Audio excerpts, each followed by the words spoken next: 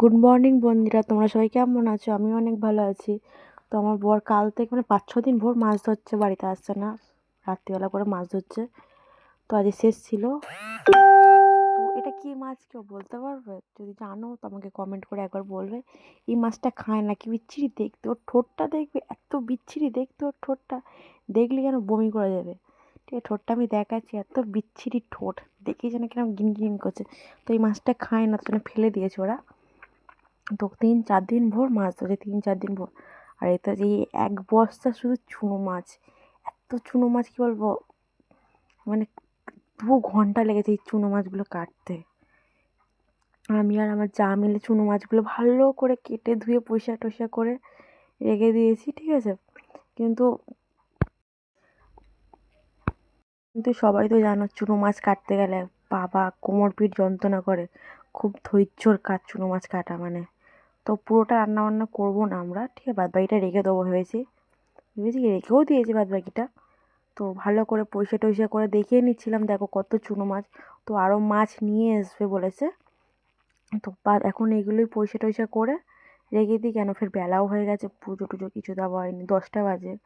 তো 11টা বেজে গেছে, ঠিক আছে। 9টা থেকে স্টার্ট করেছি, 9টা থেকে 11টা বেজে গেছে। তো তো বাদবাকি মাছগুলো যেগুলো খাবো আজকে, তো এক গামলি মানে ছোটো গামলি, এক গামলি চুনো মাছ ভাজা করব।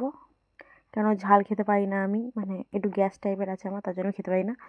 তো বাদবাকি সব ফ্রিজে তুলে রেখে দেবো, আমাদের নিজস্ব ফ্রিজ আছে।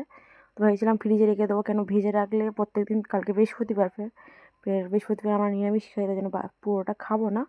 তো বাদবাকি সব ফ্রিজে রেখে দেবো, আর পরের দিন খাবো বৃহস্পতিবারে চলে গেলে।